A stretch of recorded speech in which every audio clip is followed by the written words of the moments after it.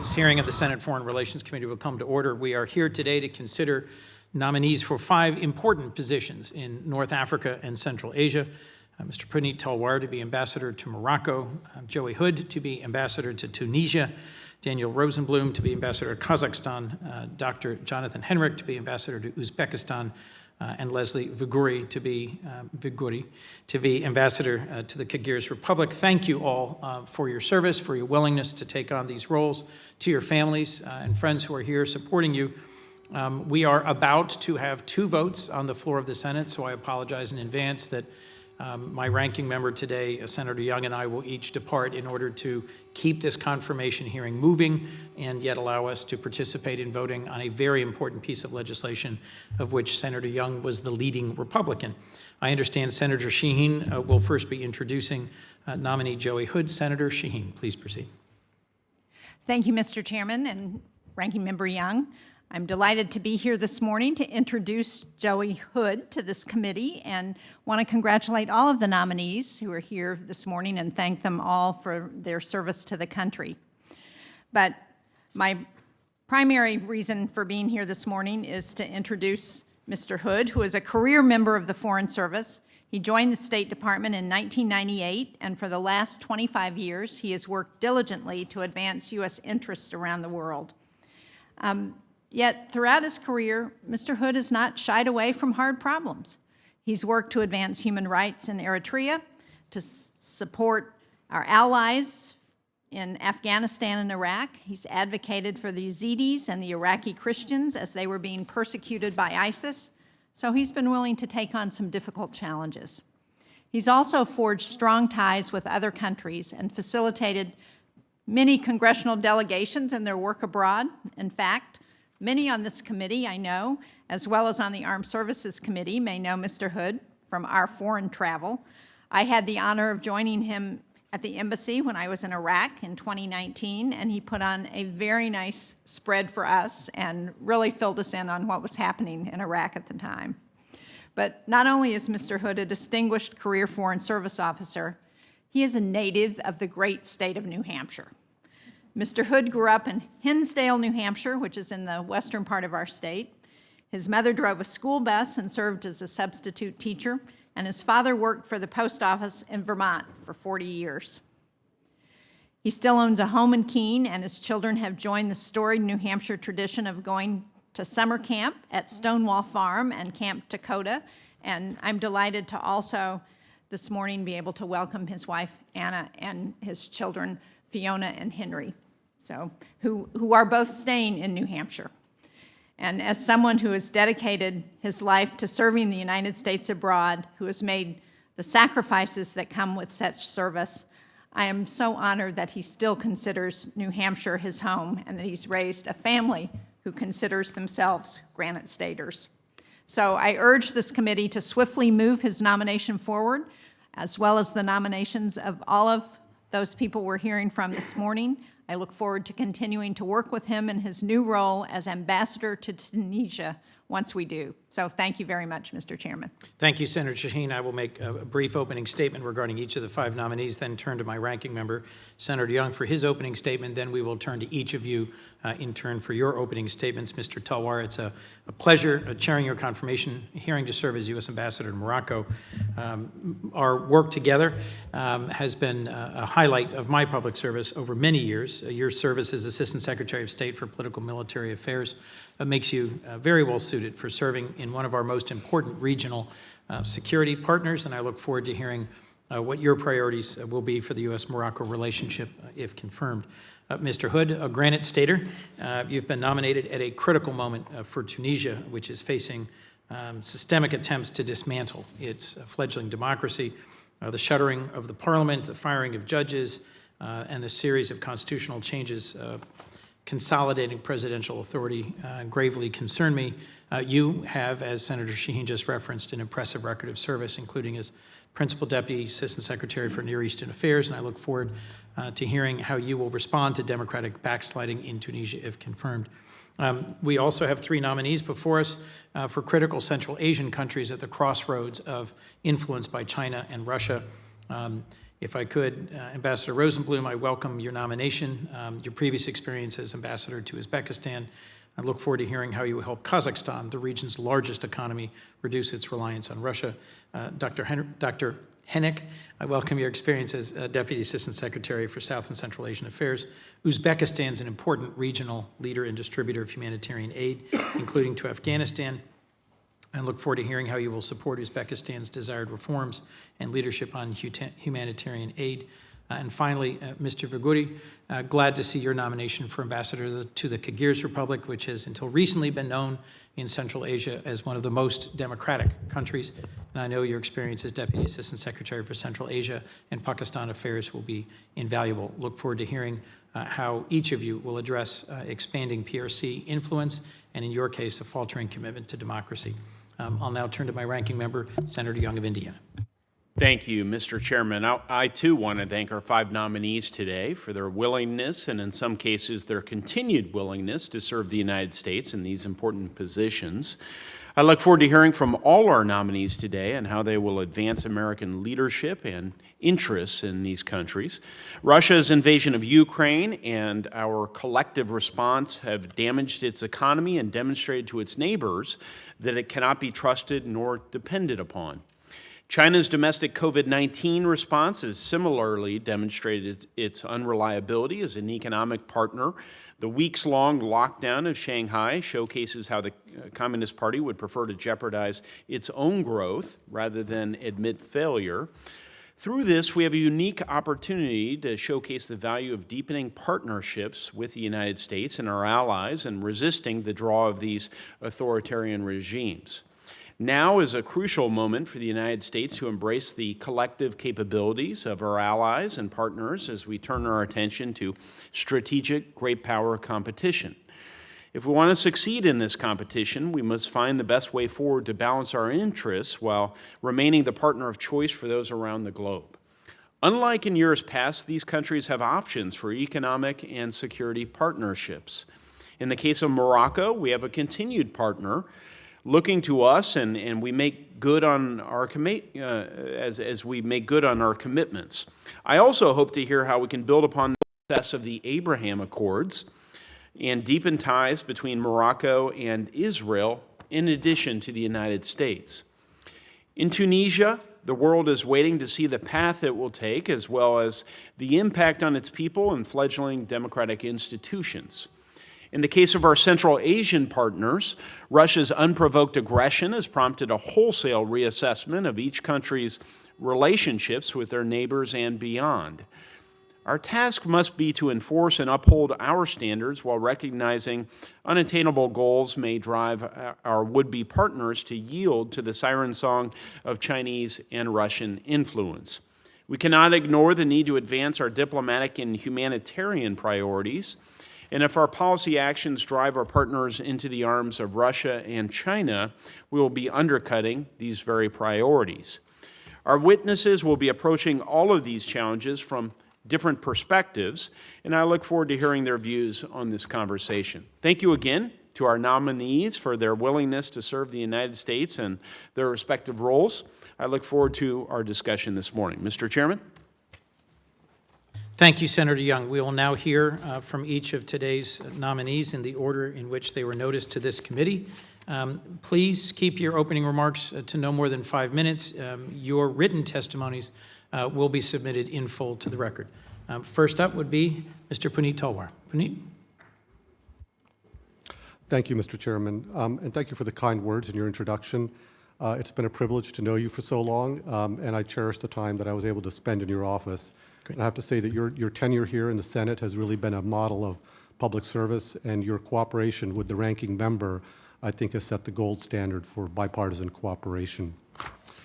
Mr. Chairman, Ranking Member Young, who I know has had to leave for a vote, it's been an honor. It's an honor to return to the committee as President Biden's nominee to be the U.S. Ambassador to the Kingdom of Morocco. I want to thank the President and Secretary Blinken for the trust and confidence in me. I have great respect for this committee. I have seen firsthand your strong commitment to advancing our national interests.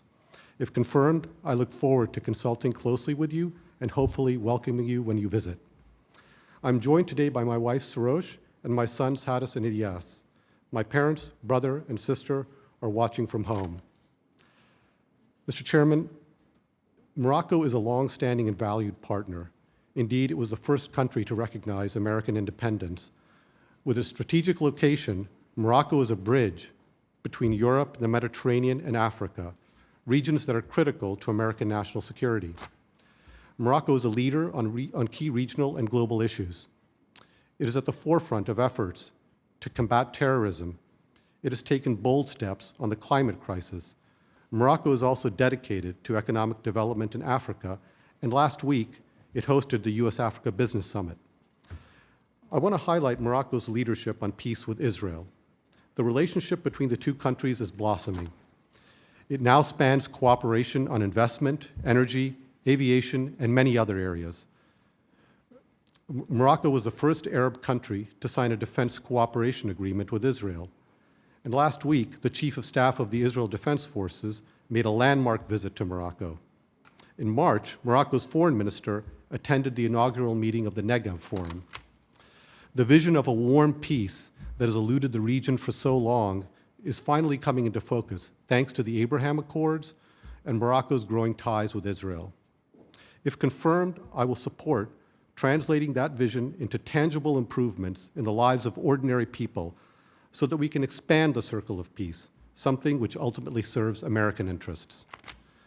With respect to the conflict in Western Sahara, last fall, the United Nations Secretary General appointed a seasoned diplomat, Staffan de Mistura, as his personal envoy to work with the parties in a renewed push for peace.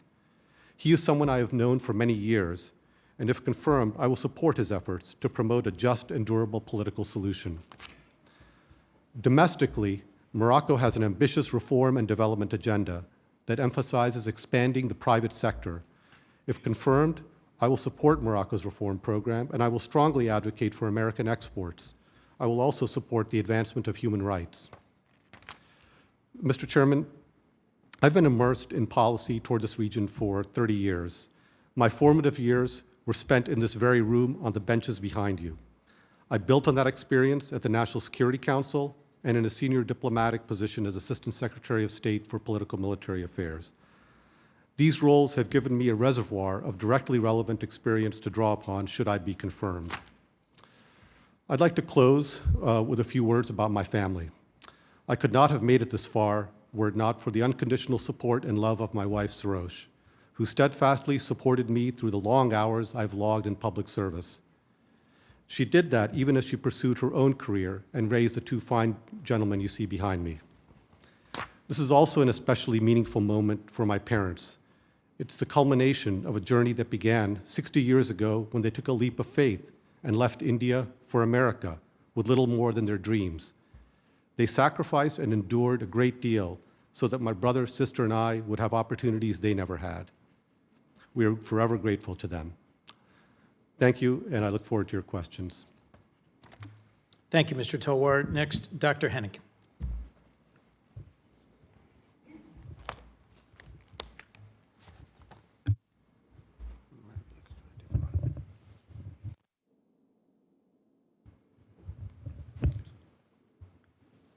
Is this on? Yes. Excellent. Okay, Mr. Chairman, Mr. Ranking Member, and distinguished members of this committee, I too am deeply grateful for the confidence President Biden and Secretary Blinken have entrusted me with this nomination. If confirmed, I will work closely with you to strengthen bilateral relations with Uzbekistan. I too would like to thank my wife and partner, Dominique Frere, as well as my son and daughter, Oscar and Carmen. As you know, Foreign Service families make enormous sacrifices over the course of our careers, and I simply could not have served our country without their steadfast support. I am also forever in debt to my parents, Betty and Steve, for their support and for sparking my interest in international affairs and public service. I regret that my father, a Marine Corps helicopter pilot and Vietnam veteran, before spending a career opening foreign markets to U.S. commercial products, did not live to see this day. I know that he would have been proud. This nomination is the culmination of my lifelong interest in this region. At university, I majored in Soviet area studies with a focus on Central Asia. I spent a semester abroad and traveled to Uzbekistan before its independence. When I joined the Foreign Service, I jumped at the opportunity to do my very first overseas assignment at our newly established embassy in Tashkent. I have also spent much of my career working in and with this region, and I am beyond excited at the possibility to go back, if confirmed, in this new capacity. Located at the heart of Central Asia, Uzbekistan is a country rich in history with a young and growing population and significant potential for a prosperous future. A strong U.S. relationship with Uzbekistan has implications that extend beyond our bilateral agenda to the other countries of Central Asia, to Afghanistan, Turkey, and the Indo-Pacific region. At the core of this relationship, now just over 30 years old, is the United States' steadfast support for Uzbekistan's independence, sovereignty, and territorial integrity. Uzbekistan has become an increasingly dynamic player in Central Asia since adopting a broad-based program of political, economic, and social reforms in 2016. We welcome these developments and have partnered with Uzbekistan to implement reforms that advance respect for human rights, foster democratic governance, and promote equitable economic growth. As a career diplomat, I have seen firsthand the power of building relationships and engaging in public diplomacy, and how this can benefit individuals and civil society. If confirmed, I will work to continue and improve upon already significant initiatives to strengthen Uzbekistan's educational system and to facilitate exchange opportunities.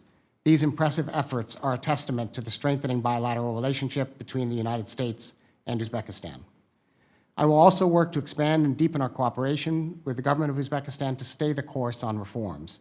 I will encourage the development of accountable democratic institutions, a flourishing civil society and independent media, the strengthening of rule of law, and the protection of human rights for all, especially those who are most vulnerable and marginalized, including women, religious minorities, and LGBTQI+ persons. Uzbekistan has also made progress modernizing its economy, aiming to rebuild the international connections that place the country at the center of historic trade routes. Uzbekistan's natural resources, as well as its manufacturing and agricultural capacity, are attracting growing interest from American companies, including those seeking alternatives to Xinjiang-sourced cotton. Uzbekistan has also become a regional leader on green economic initiatives with its ambitious plans for renewable energy, and as one of only 2 Central Asian countries to sign the Global Methane Pledge. A prosperous, greener Uzbekistan that generates jobs for its people and diversifies its international trade is very much in the interest of the United States.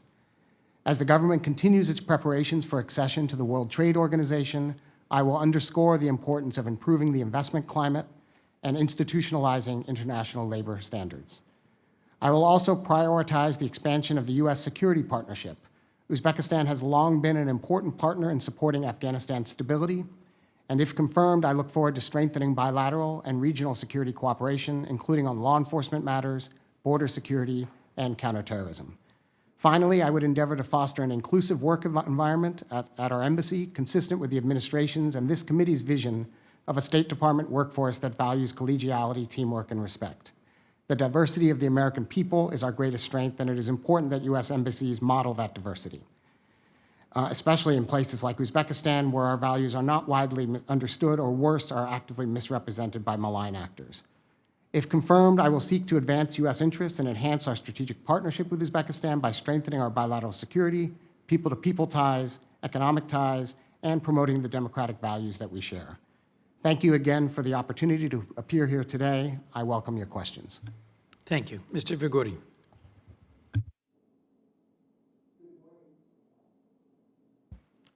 Good morning, Chairman Coons.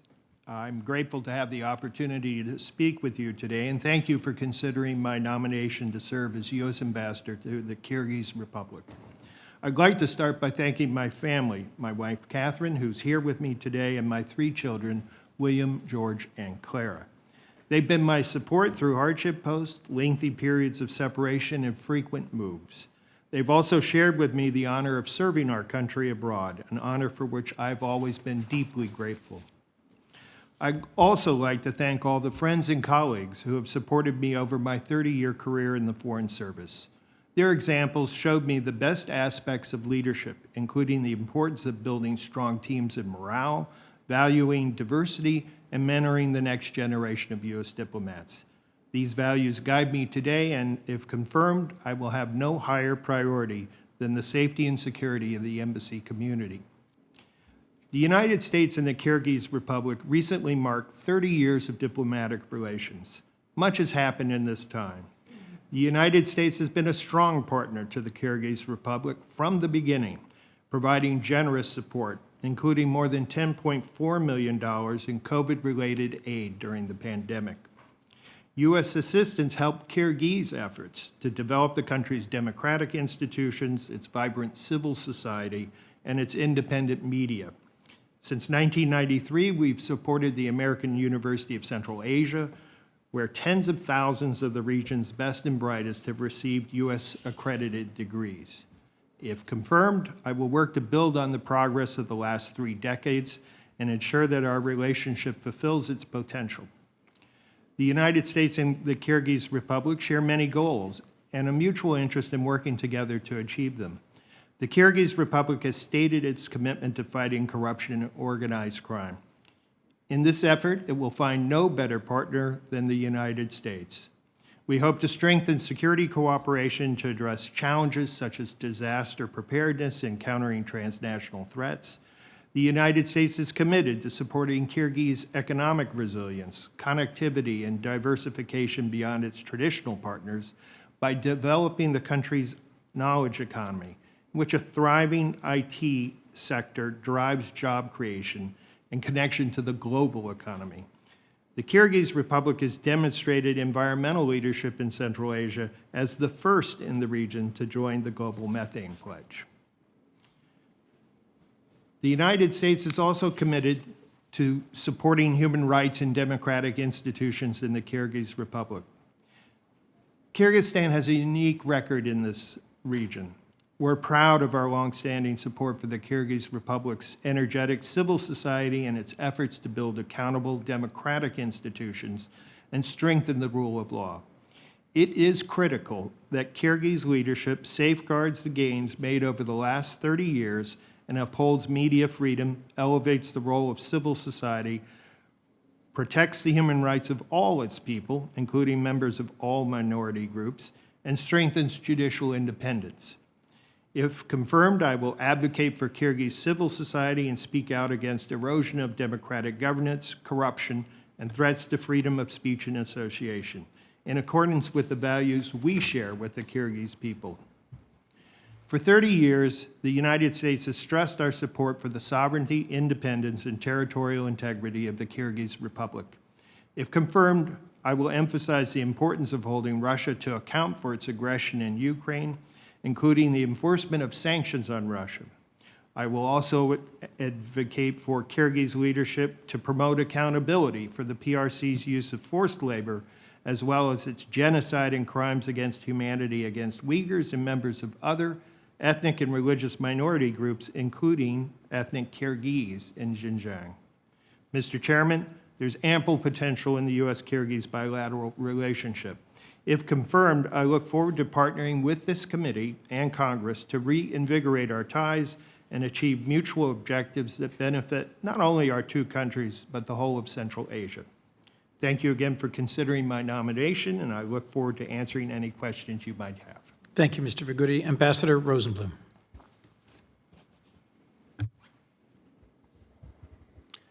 Thank you. Good morning, Chairman Coons. I'm honored to be here today as the President's nominee for U.S. Ambassador to the Republic of Kazakhstan, and I'm pleased that my wife Sharon and son Jonah are with me as well. The journey that led me here started in the Cleveland suburb of Middleburg Heights, Ohio.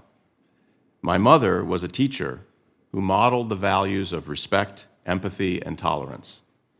My father worked for 30 years as a NASA scientist, while in his spare time organizing a grassroots movement to advocate for the rights of Soviet Jews. My parents' example inspired me to pursue a career in public service and international affairs. I studied Russian history, language, and literature as an undergraduate, and later pursued a master's degree in Soviet studies. In between, I worked for and was inspired by an outstanding public servant, Senator Carl Levin of Michigan. He took this chamber's oversight role seriously, and in that spirit, if confirmed, I look forward to collaborating closely with the U.S. Congress, and particularly with the members of this committee, to promote U.S. interests and values in our relationship with the Republic of Kazakhstan. In my 4 years as Deputy Assistant Secretary of State for Central Asia, and currently as Ambassador to Uzbekistan, I've often been asked why the United States cares about this region. What U.S. national interests are served by devoting time, attention, and resources to these faraway countries? My answer is straightforward.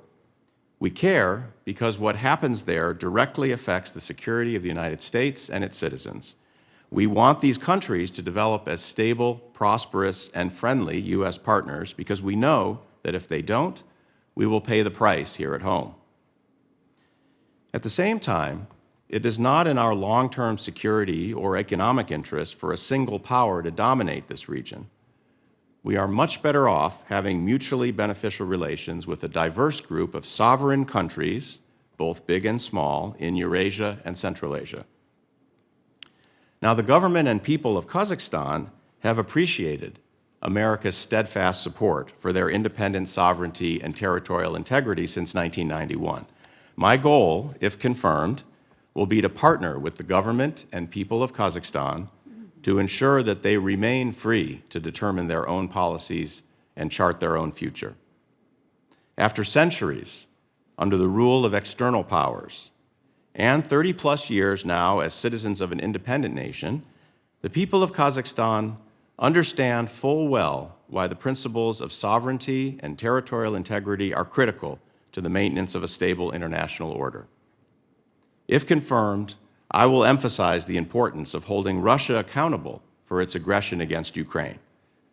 I will also advocate that Kazakhstan promote accountability for the PRC's atrocities against Uyghurs and members of other religious and ethnic minority groups, including 1.5 million ethnic Kazakhs living in Xinjiang. Mr. Chairman, the U.S.-Kazakhstan bilateral relationship is already strong. If confirmed, I hope to deepen and broaden it even further in ways that not only benefit our two countries, but the whole of Central Asia. Kazakhstan has long been a leader in efforts to better integrate the 5 Central Asian nations. If confirmed, I will continue to seek new ways to promote such regional cooperation, including through the C5+1 diplomatic platform. My number one priority, if confirmed, will be to ensure the safety and health of my embassy and consulate teams, as well as any and all American citizens in Kazakhstan. I also intend to make it a priority to first deepen our security and law enforcement partnership, to pursue our shared goals in the region, including countering terrorism and other transnational threats.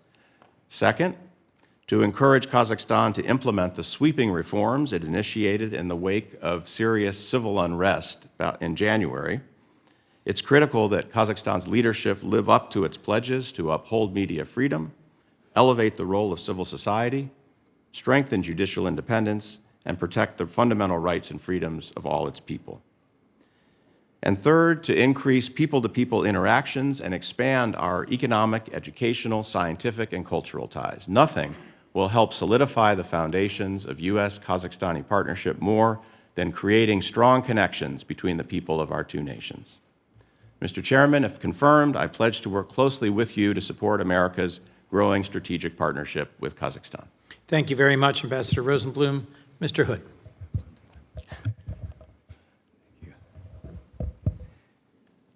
Mr. Chairman, thank you for the opportunity to appear before you today.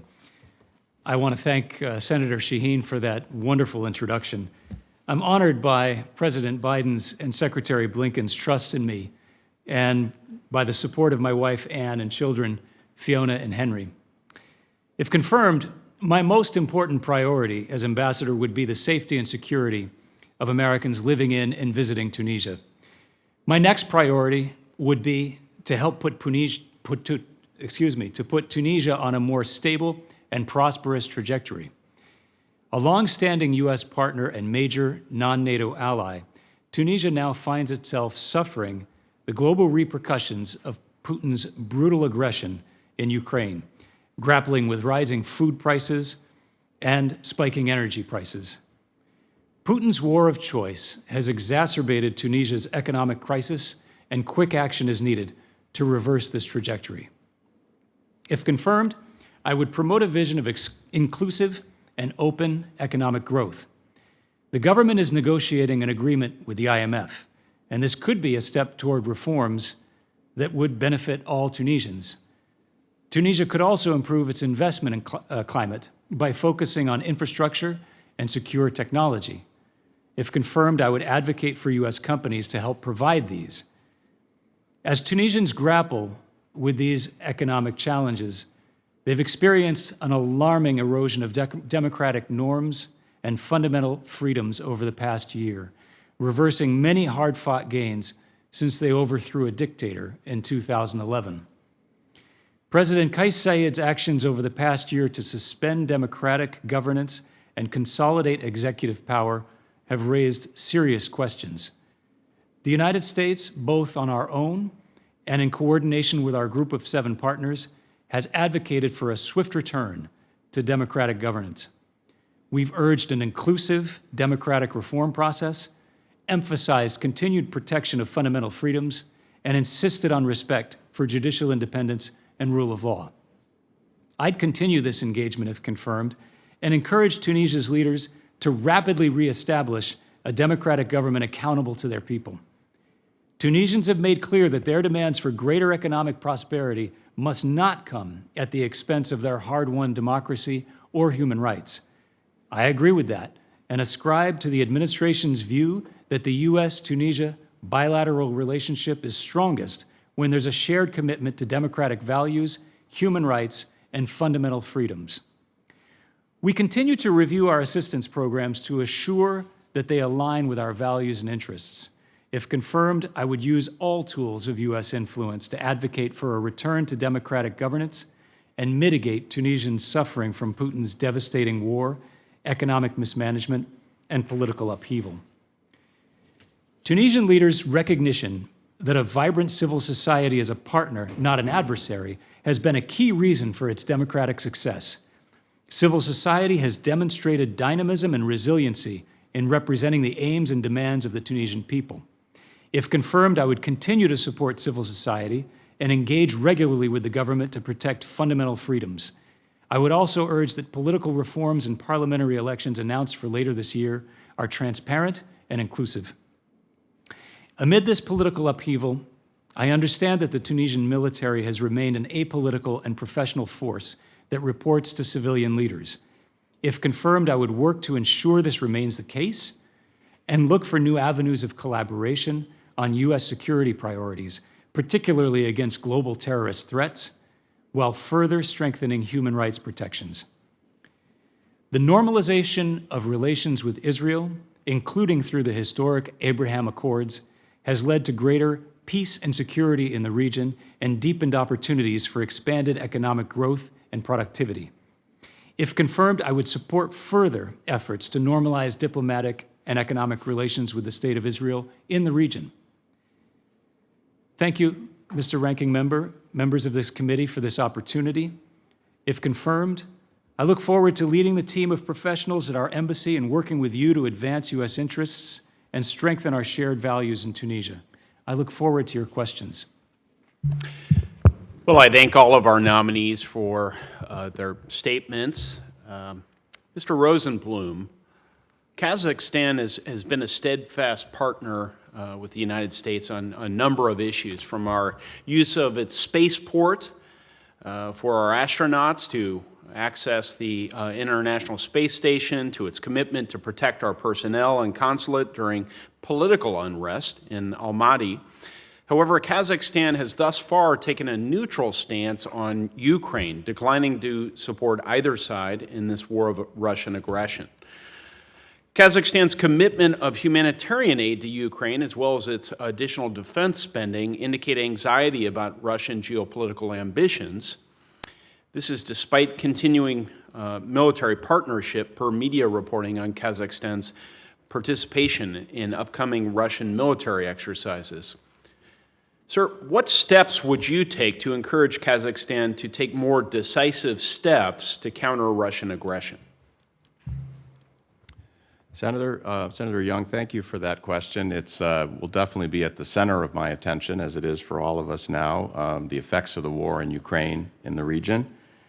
First of all, I want to say that our support, as I mentioned in my statement, for Kazakhstan's sovereignty, territorial integrity, and independence has been consistent and remains strong, and that will be an organizing principle of everything I do in Kazakhstan, if confirmed. Secondly, we do recognize the reality of Kazakhstan's geographical and historical and economic position in the region. They share a 4,700-mile border with Russia. Russia is their main trading partner, main source of investment, and that is a reality that they have to deal with. As you pointed out, Kazakhstan has remained neutral in the conflict with respect to Russia's invasion of Ukraine, and at the same time have stated publicly and clearly that they will not recognize the independence of the so-called Lugansk and Donetsk republics. They've also stated publicly that they will do everything in their power to not undermine the sanctions regime against Russia, and have worked very closely with us to make sure that they don't cross that line.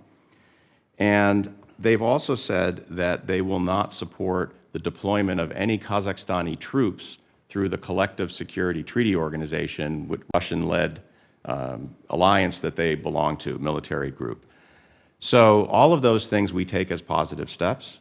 And if confirmed, when I go, I will reinforce that, the importance of them remaining at a minimum neutral, and also reinforce what the Kazakhstani leadership itself has said, which is they recognize they're too dependent on Russia, especially for their trade and their oil exports, and need to diversify.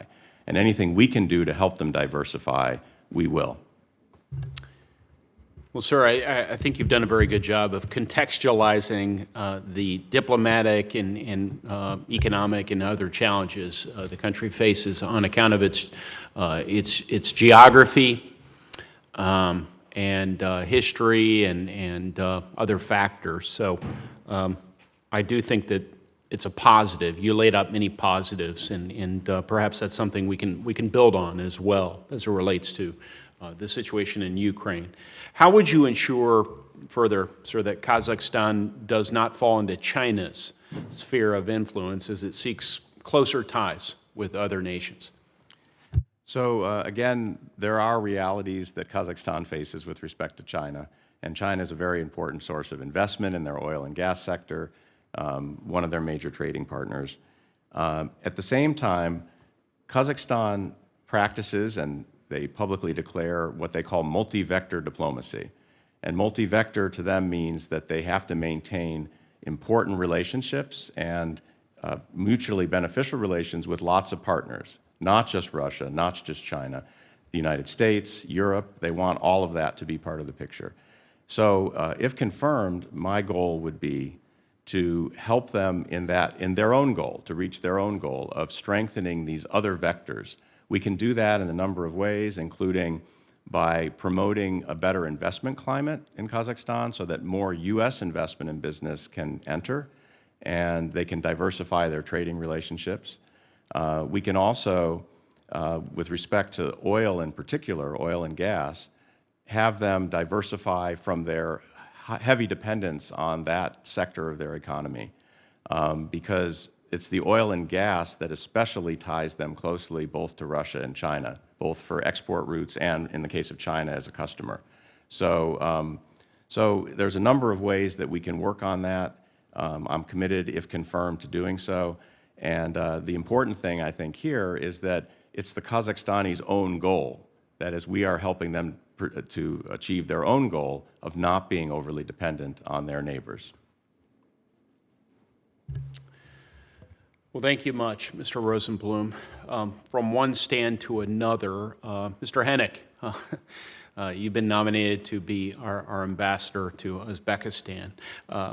As it relates to the Ukraine crisis, the State Department has repeatedly engaged the Central Asian governments this year to reaffirm U.S. support for Uzbek independence and territorial integrity, as well as the C5+1 strategic partnership.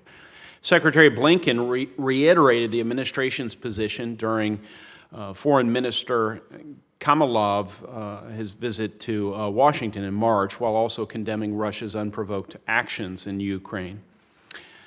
I note that Tashkent registered businesses have recently been hit by sanctions for engagement with Russian entities on the Treasury Department's sanctions list. If confirmed, how would you encourage our Uzbek partners to avoid such dealings, as well as take a stronger stance against Russian aggression? Thank you, Senator, for that question. Uzbekistan finds itself, I think, in a very similar situation to Kazakhstan.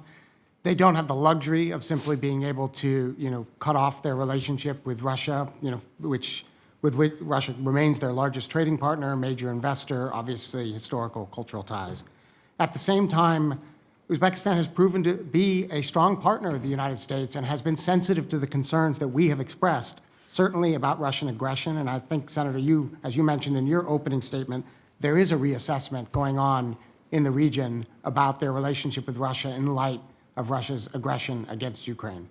And so we've found that we are having a productive dialogue with the government of Uzbekistan. I think the key going forward will be to be as cooperative and transparent as possible about the nature and the specifics of the sanctions that we're levying, to hear from the Uzbeks about which of these sanctions, if any, are very difficult or impossible for them to comply with, and to, when necessary, as you have pointed out, Senator, to designate companies that are in violation of those sanctions to send a clear message to other private sector entities in Uzbekistan about the dangers of doing business with Russia.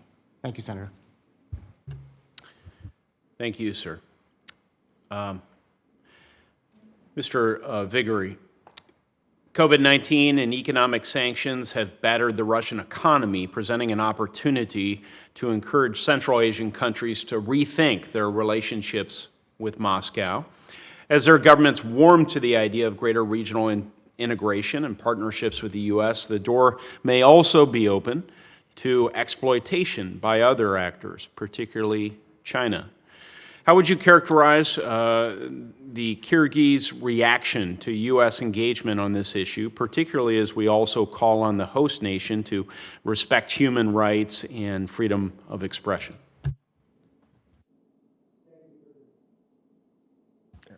Thank you for the question, Senator. Kyrgyzstan is in an unusual position. Many of the factors that my two colleagues outlined also hold true for Kyrgyzstan, but in addition, Kyrgyzstan relies for about a third of its economy on remittances from Russia. So that has a colossal economic impact on Kyrgyzstan. The jury's still out on how much of an influence the Russian economic situation is going to have on those remittances. I take your point on China. China owns about a third of or more of Kyrgyzstan's debt, so it too exercises a huge amount of economic influence on the country. The United States has been very active in engaging Kyrgyzstan to participate in regional organizations. Some, through our assistance, organize electrical transmission through Kerem and CASA 1000. Others support general connectivity. There's an interest in Kyrgyzstan in pursuing these opportunities, but there is a concern in Kyrgyzstan about their two big neighbors as well. Thank you.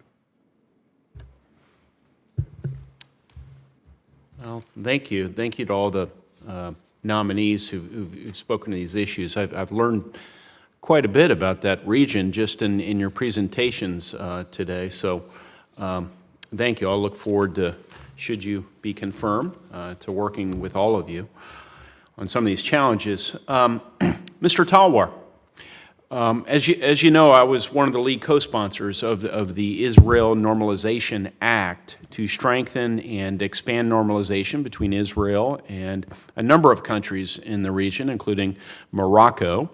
I was encouraged to see other countries also begin taking baby steps toward fully integrating Israel into the regional framework, such as Riyadh's recent approval of Israeli use of Saudi airspace for commercial overflights. Do you consider the Abraham Accords to be a success that we should endeavor to build upon? And do you believe it's in the United States' interest to see other countries pursue normalization with Israel? Senator, thanks very much for the question. I believe that the answer is yes. I believe that the Abraham Accords have put us on the cusp of a potentially historic transformation in the region. And as it relates to Morocco and Israel, that relationship is going full bore. And you have seen literally dozens of memorandums of understanding signed between the two countries in sectors ranging from agriculture to energy to supply chains. Just yesterday, there were two ministers in Rabat from Israel who signed an agreement on judicial and legal cooperation. And if confirmed, this is going to be one of my highest priorities, I think working in two dimensions. First, to help buttress and support in any way we can and consistent with the law that you mentioned, the Israel Normalization Act, Israel Relations Normalization Act, to see what we can do to support the further building out and cementing of that relationship. And then second, there's the regional dimension that you referenced, to connect us to the Negev Forum so that we can expand the circle of peace and so that people throughout the regions begin to see and feel the tangible benefits of peace with Israel. Thank you. So just so you'll be encouraging, should you be confirmed, the Moroccan government to, in turn, encourage other African and Middle Eastern nations to normalize relations with Israel. Is that accurate? Senator, yes, that is accurate. And Morocco has a great deal of influence. It really considers itself as a North African country, and that will be one of the things I will work on, if confirmed. Yes, sir. Given the reality we've seen in the last 2 years of the implementation and expansion of the Accords, maybe you could speak with a little more specificity as about the role they might have in the political and economic development of the region. Sure, Senator. I think the next phase here really is to translate the agreements that have been made into actual benefits that people can feel. So that these aren't just abstract agreements sitting out there which are, negotiated in fancy rooms, but actually translate into benefits, economic, first and foremost, things that transform society and make them, improve them. People-to-people ties, which Morocco is really a leader on. You now have tourism booming between the two countries. Of course, there's a historic and longstanding Jewish community, which is very much recognized as part of the fabric of Morocco, which stands as one of the pillars in that relationship. And there are maybe 500,000 Israelis of Moroccan descent, perhaps more. So that's one dimension of it. But to the extent that that you can show benefits on the economic front, commercially, in terms of other standards of living that start to rise in the region because of this, I think you will have a bandwagoning effect that will just bolster moderates across the region.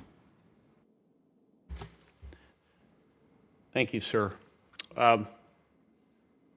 Before I move on to Mr. Hood for a short question, I just wanted to speak to the effort to counter China through your role, Mr. Talwar. I commend the work of the embassy and consulate in partnering with Morocco to advance our security and economic priorities. With the 15th anniversary of our free trade agreement, Morocco continues to be a strong partner in the region. Confronting economic aggression from countries such as China requires robust partnerships and a sound strategy. How should the United States continue to engage Morocco to counter China in North Africa, sir? Thanks very much for the question, Senator. If confirmed, this will be a high priority for me. China is beginning to make inroads in that region, including in Morocco, and I think we have to keep a very close eye on that. Morocco does not have a comprehensive strategic partnership with Morocco, which is their highest level of relationship that they will bestow upon some of the countries. Nonetheless, China has been active, particularly in the cultural space. They have 3 Confucius Institutes. They've been training people through Huawei academies. We actually do more than they do in terms of Cisco being involved there, training a lot of Moroccans. We've also been doing a lot of work recently through the Development Finance Corporation. That is one of the most effective tools that we have to counter the Chinese approach, which of course is very state-centric, very non-transparent, they're beginning to move into areas, for example, joint ventures they've proposed in R&D, vocational training, things of that sort. And I think that we have to be active early on using the tools that Congress has provided to be able to work effectively against them.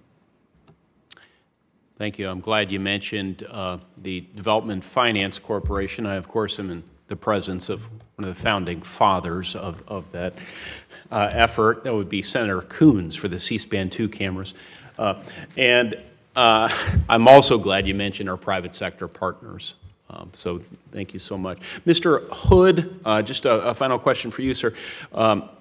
Seeing many parties boycott of the referendum on President Saeed's constitutional amendment, it appears Tunisia's democratic institutions are at risk. If confirmed, how would you urge President Saeed's administration to be responsive, transparent, and accountable to the Tunisian people? Well, thank you for the question, Senator. First, I'd like to thank Chairman Menendez, Ranking Member Risch, Chairman Meeks, and Ranking Member McCall for the statement that they made yesterday, which was very helpful. I'll read just part of it here. The United States will continue to support the Tunisian people and encourage efforts to return to a transparent and inclusive system of democratic governance. We urge President Saeed to work constructively with all Tunisians and the state of emergency and take steps to restore Tunisia's separation of powers, democratic institutions, and the rule of law.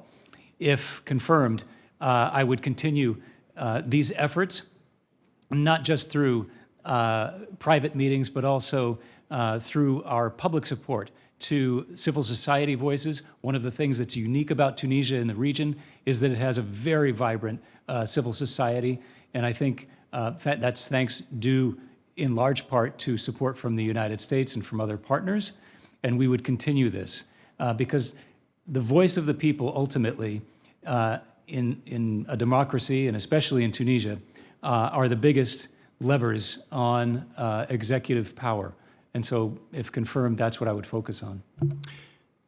Thank you, sir. Thank you all for, once again, for your commitment to serving our great country. I thank your families, some of whom, family members are present, and I'll look forward to doing some good together. I'm off to cast an important vote for a China competition bill. So, Mr. Chairman? And I appreciate the ranking member's recognition of my hard work with then Chairman Corker on the DFC. I just want to congratulate you, Senator Young, on very hard work on a critical piece of legislation that is about to be voted into law. That is the single best thing we can do to strengthen American competitiveness and innovation, to prepare us to succeed in our global competition with China, and to make a stronger and more creative nation likely for the next generation. So congratulations on what is a landmark piece of legislation. Thank you, sir. Thank you, sir. I now look forward to one round of questions, at the conclusion of which we will likely close this hearing. So if there's staff of any members who are intending to come and question, make sure that I know now, because by the agreement with the ranking member, I'm going to ask about 5 minutes of questions, and we will wrap this up unless I hear otherwise from the staff of some committee member. First, I have a series of questions which the Senate Foreign Relations Committee asks of literally every nominee. And I note, Ambassador Rosenblum, you made reference to having served under Senator Levin. Yes, he would be pleased to know that we continue to exercise a forceful oversight. So a simple yes or no from each of the 5 nominees would suffice. Do you agree to appear before this committee and make officials from your office available to the committee and designated staff when invited? Yes. Yes, Senator. Yes. Yes. Yes. Do you commit to keep this committee fully and currently informed about the activities under your purview? Yes. Yes. Yes. Yes, Senator. Yes. Do you commit to engaging in meaningful consultation while policies are being developed, not just providing notification after the fact? Yes. Yes. Yes. Yes. Yes. And last, do you commit to promptly responding to requests for briefings and information as requested by this committee and its designated staff? Yes. Yes. Yes. Yes. Yes. Wonderful. Thank you all. Mr. Talwar, I'll start with you. I had the opportunity to speak with the president on my way back from the floor vote. He wishes you all the best. And we reminisced about how I first met you when you were in service to the then senator on literally this committee many years ago. I appreciate your raising the DFC. I am a great believer in its capabilities, in particular as an alternative pathway to development financing that allows for higher standards, labor standards, environmental standards, and transparency. How do you imagine the DFC being helpful in your future role if confirmed as U.S. Ambassador to Morocco? Thanks so much for the question, Senator. And again, I do want to commend you and Senator Corker for having authored the bill that and the act that created the DFC. I think it's a powerful tool in terms of being able to promote development in a way that is consistent with our values. And the DFC actually is becoming more active in Morocco. There are about 3 projects which have been financed, valued at over $100 million in areas like climate resiliency and sustainable business environment. And there are about 10 more projects, actually more than 10, which are in the pipeline now. And those will be in areas such as healthcare and some others as well. I think this is just an incredibly powerful tool, and it's coming exactly at the right time in terms of this upping of our game, because in my exchange with Senator Young, I mentioned how China is really beginning to do the same thing. And of course, if you put the side by side, I think our approach and the DFC approach, free markets, transparency, environmental considerations, workers' rights, stands in sharp contrast to the Chinese approach of non-transparency, state-centric, et cetera. So I think this will be a very powerful tool, and if confirmed, I will absolutely be working closely with the DFC, and I look forward to consulting with you on this as well. Thank you. I look forward to that. I've visited Morocco several times, initially principally to advocate for the clementine exports from Morocco to the port of Wilmington, Delaware, but then later for a more expanded conversation about our security and values partnership. And I may return to ask about the Abraham Accords, but I need to, for now, keep moving, if I might. Mr. Henick, talk to me about how you will work to promote liberalizing political and economic reforms, and whether you see room for an expanded partnership between the United States and Uzbekistan in foreign assistance. Yes, Senator, absolutely. I do see room for us to continue to deepen that partnership. Uzbekistan is really at a critical juncture right now. The reform program that President Mirziyoyev instituted began 6 years ago, and some of the reforms have been incredibly successful. But I think they're now getting to the point where it's going to be more and more difficult to stay the course as you start to approach things like really strengthening civil society, strengthening independent media, implementing rule of law. We have had, and under Ambassador Rosenblum's leadership, a lot of success in partnering with the government of Uzbekistan, using our assistance programs, particularly in the area of rule of law, to start to strengthen these reforms. And we're starting to see real results. If confirmed, Senator, I would certainly continue to use those tools, as well as, if I may offer, I think the Development Finance Corporation also can play a critical role in Central Asia, where it doesn't have a large profile right now, but 3 of your nominees on this panel have been working over the last several years to try to work with the DFC to make it clear to other outside investors in the region that we too are prepared to offer our own investments, and investments that bring the kind of quality and represent our values and can be a real alternative to other countries in the region. Thank you, Mr. Viguerie. I do think, thank you, Dr. Henick. I do think one of our key challenges, you're going to tell me how much time I One of our core challenges is giving the DFC the resources that it needs and deserves to be able to grow to scale. I'm trying to clear an annoying budgetary scoring rule that prevents them from fully utilizing equity, and to syndicate, to partner with other nations that are also open societies and want to promote more transparent, more sustainable alternatives to Chinese financing.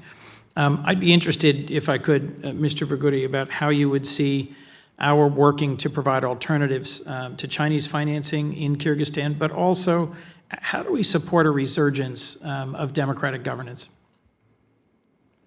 Thank you for the question, sir.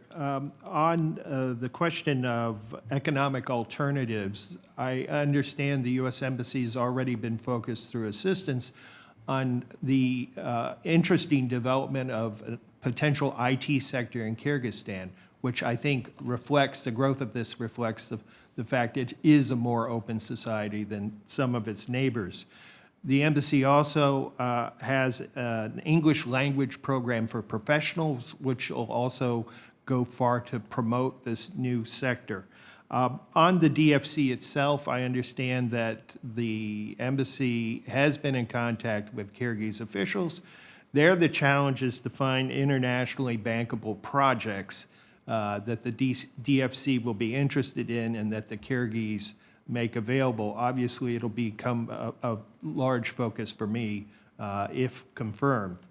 On democracy itself, it has definitely been a unique aspect of Kyrgyzstan.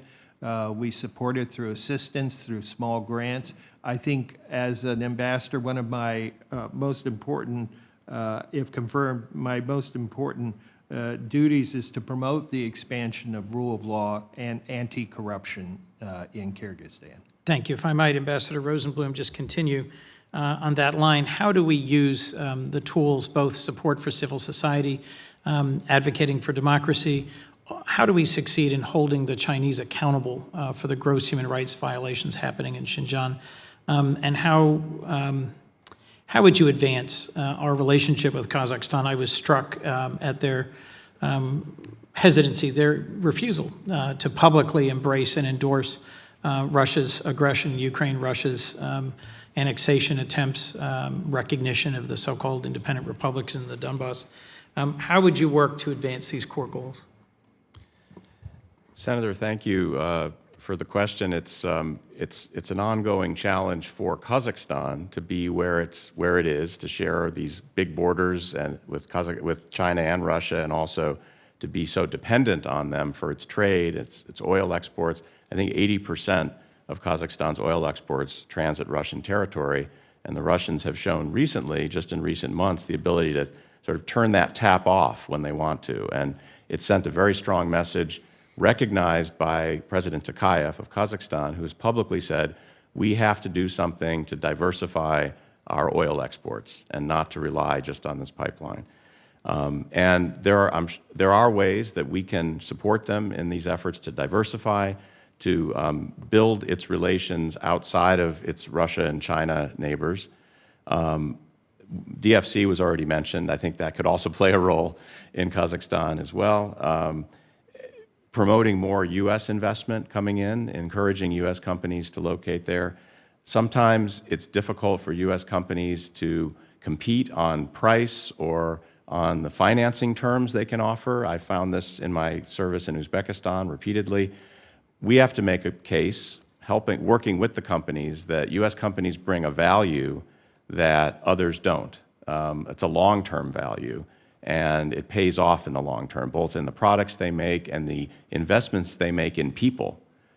We've seen this repeatedly in Uzbekistan, and I expect the same would be true in Kazakhstan if I'm confirmed. You also mentioned the situation with the human rights abuses, the atrocities in Xinjiang, and Kazakhstan's position on that. I think it's important to emphasize that, again, Kazakhstan faces the reality of having this big, powerful neighbor that it depends on for so much. At the same time, there are 1.5 million Kazakhs living in Xinjiang, many of whom have also been victims of the repression there. And as a result, Kazakhstan, in my view, has done what it can to protect people, for example, who escape, who cross the border, and they've consistently followed a non-refoulement policy. They haven't sent people back. If I'm confirmed, I'll continue to press for that policy to continue, as well as to allow victims of Chinese repression in Kazakhstan to organize and speak out freely, to highlight the human rights abuses there. So it's not always an easy issue to deal with in the context of Kazakhstan, and yet I think we have a strong enough partnership that we can continue to promote accountability for the horrific human rights abuses in Xinjiang. Well, if I might, for all three of you, I'm grateful for the skill and the study and the experience and the diligence you will bring to these three absolutely critical Central Asian republics. It is a part of the world that does not get the attention that it deserves here in the Congress, but that is critical to the future. They were at the crossroads of commerce for centuries. They are at the center of renewed focus and attention by China and Russia. And our ability to show what free and open societies can do and what democracy can bring. Forgive me, I'm getting a call from the floor. I look forward to hearing from you and supporting you in your service in these nations. Last, if I might, Mr. Hood, I remember well a visit to Tunisia around the time that the quartet received the Nobel Prize. It was exciting. There was a vibrancy to the democracy and civil society there. We met with a very wide range of leaders from parliament, from the judiciary, from the executive, and the striking backsliding, the transformation back to an authoritarian state in recent days is truly alarming. I'd be interested in how you think we can best strengthen civil society, how we can push back on Putin's misinformation. There is an active and successful disinformation campaign that is leading many on the continent to believe that it's American sanctions and actions, not Russia's aggression, that are causing skyrocketing food and fertilizer and fuel prices. So how do we counter Russian disinformation, strengthen civil society, and maintain true to our values while also maintaining this critical strategic relationship? Thank you for the question, Senator. I think in a word, I would say engagement. I hope that we can welcome you back to Tunisia along with your colleagues, because I think it is critical and powerful when representatives of our legislative branch visit us at our embassies overseas and engage with our foreign interlocutors. I think that's all the more important in a place like Tunisia, where they have been going through political turbulence and where Tunisians are calling out for change. They're hungry, they're tired, they're unemployed.